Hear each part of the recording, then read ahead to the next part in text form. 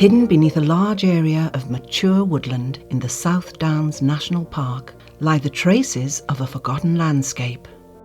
In 2013, a Heritage Lottery-funded project to unearth the secrets of these high woods began. You need to be curious in this job, and as we were doing rights of way management and footpaths, you'd find yourself scrabbling about and exploring a bit. You realise that there's stuff there and there's stuff there. So, I mean, without an archaeologist's eyes, you could see that you are, literally tripping over features everywhere you look.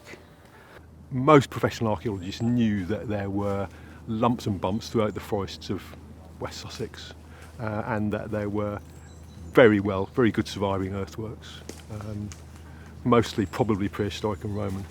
But I'd attempted on a number of occasions, even with the community, to do some surveying in various bits of woodland, including this one, East Dean Forest, and failed miserably. It was impossible to do anything with following the earthworks through the trees and doing proper surveys. So I kind of, having tried it, having failed, I kind of given up on the idea. And then, I guess about 10 years ago, I became aware of this new technique, LiDAR. Fabulous lady from English Heritage, as it was then, did a presentation about this new technology called LiDAR and what could be done with it. So, and a little light bulb went on, and I thought this is exactly what we need in this part of the South Downs. And I got very excited and came back to base and talked to James Kenny from Chichester about this new technology, which was allegedly going to be able to see through the leaves of the trees and actually produce unbelievable 3D mapping of all of this archaeology. And I thought, yeah, that's it. We can revisit this and have a go. Airborne laser scanning produces really wonderful, detailed models of the ground surface. And the beauty of this technology means that you can remove the woodland cover from the landscape, leaving what in effect bare earth models of the underlying ground surface. The laser light that is emitted from the plane hits the top of the canopy and bounces off, so you can plot the top of the trees. But some of that light will come all the way down to the ground surface and bounce back. And using some clever mathematics, you can take away the layer that is the top of the trees from the layer which is the ground. These models can be used to explore and identify new archaeological features which have been hidden within and protected by the woodland canopy for inclusion into the National Mapping Programme. National mapping programmes are Historic England projects across the whole of the country to take all the evidence that's captured in aerial photos and now also in LiDAR surveys, and to understand it in the aerial photos and to transfer that information onto originally maps but now geographical information systems. And what that lets us do is look at a block of landscape and understand it over time, understand the changes that have happened, understand the evidence that's still in the landscape, and then inform how the landscape is managed by the landowners. Our job as a National Park Authority is to conserve and enhance the heritage together with all our partners and landowners, but we can't conserve and enhance until we know what we've got. The LiDAR data and the models generated provide wonderful depictions of the ground surface. What they don't do is tell you how to interpret it, and that's where our volunteers come in.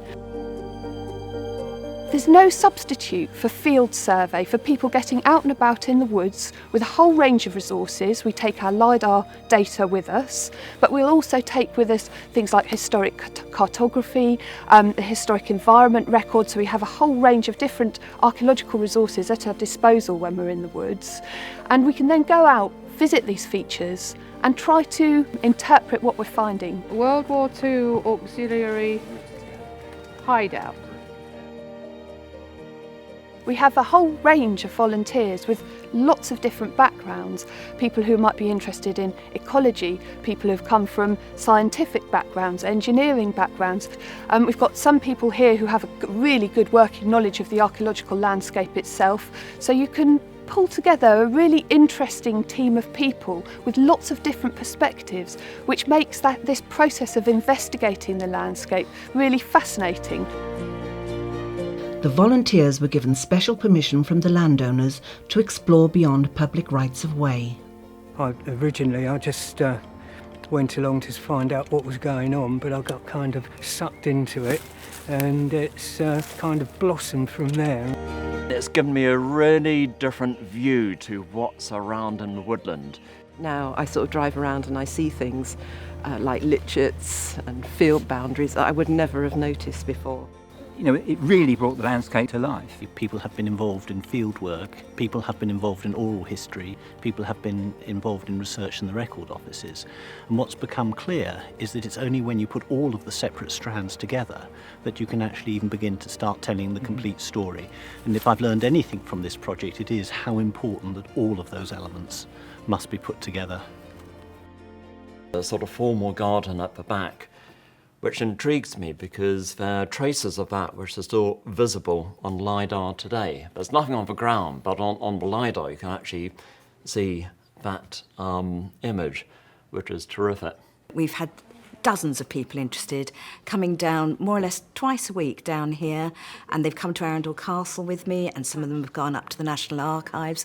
They've really got the bug. I never thought I'd be interested in the archives. I thought, you know, I only went along in the first place to find out what it was all about, and just out of curiosity, but I've really got into it now, and it's interesting, really interesting.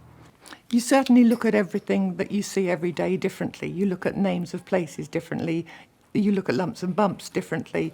You look at houses. You look at everything differently and try to imagine how they've evolved over the years. It's been an extraordinary learning curve, but it's been a very worthwhile one. And she said she can remember when it snowed, the snow was so deep that they put tennis rackets on their feet or tied rags round so that they didn't go into the snow. Things like oral histories give you a snapshot of daily life in a way that's unscripted. You're getting people's instant response, whereas I think when you have to write things down, it maybe becomes filtered. So yeah, you get a sort of pure snapshot of what people are thinking and feeling, and their stories from past generations too. Photographer Anna-Katrine Perkis has been following the project from the beginning. I didn't really quite understand at the time how big this project would be and how many different people would be involved. It's been very interesting to meet so many different people. Wonderful faces and wonderful people to work with. It's all about people, actually. It's an amazing landscape, but it's the things people have done in the landscape, the evidence they've left on the ground, in the record office, and in the stories that we're being told by people who live and work here today. I think the LiDAR project is one of the most important things I've seen in 30 years in field archaeology. It's a terrific way to see a snapshot of the whole of this landscape. At a glance on one of those LiDAR maps, you can see the whole history of the human race almost in this area since the Ice Age. The results have been astonishing. It's just such a powerful tool. It has long been thought that there ought to be a Roman road between what was at Chichester and what was at Arundel in the Roman period. However, actually, when you go out to try and find this Roman road, it's not there. There isn't any actual evidence for a Roman road, or at least there wasn't until the LiDAR was done.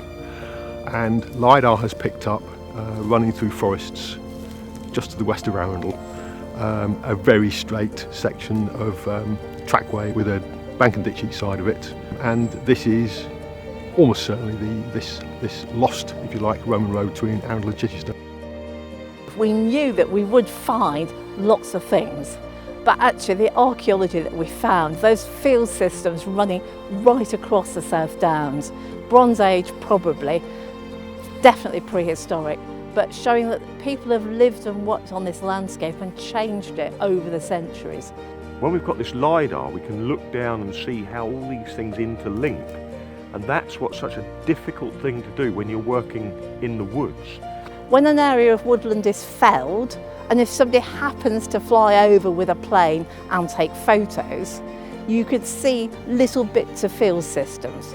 What's amazing now is being able to join it up into this great big picture right across the area.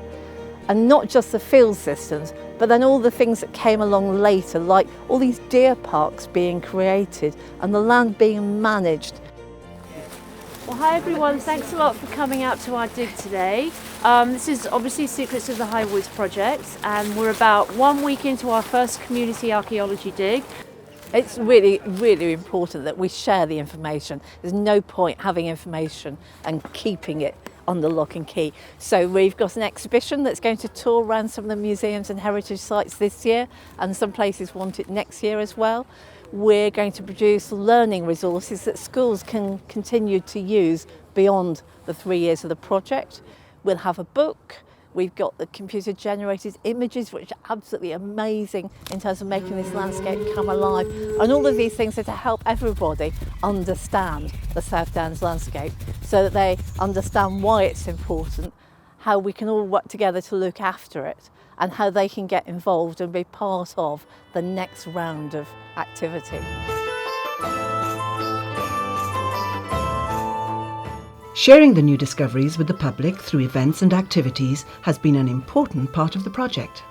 The travelling exhibition, hosted at different venues across the project area, has brought the historic landscape to life with new technology. Well, the exhibition, we decided, shouldn't just have still pictures. It needed to have things that were alive and working. So we've used computer-generated imagery and augmented reality to take some of the sites that we found and bring them alive, put the people back into them, put the buildings back in, show the sorts of way that people were raising animals or hunting animals. It's all been really interesting, learning about the deer and how people used to live, wasn't it? Yeah. I love the fact that you've got iPads and the technology is there now, so that you can get kids involved in understanding it, and it's a virtual reality, which is, I think, is just brilliant. It really makes it very engaging. People come into the exhibition and that's one of the things they go to first. It captures their imagination, and then they go on and look at the rest of the exhibition with a new set of understanding. People are enjoying themselves. People are getting to know their archaeology, and people are getting to discover and tell us about the archaeology that's out there. That's a fabulous thing. I've enjoyed having the opportunity to access areas that the public wouldn't otherwise go into. Everybody's been so generous with what they know, and I've learnt an awful lot. It's this people thing, finding out about people while you're walking through the woods from one archaeological feature to another. The project is just the start. It's actually throwing up so many more questions than answers, as with so much in archaeology. And what we're hoping at the end of this project, not only will we have a really experienced volunteer base who can bring a whole range of new skills to the existing volunteer ranger service at the South Downs National Park, but also that the data set itself continues to be used to promote archaeological research and historic landscape research.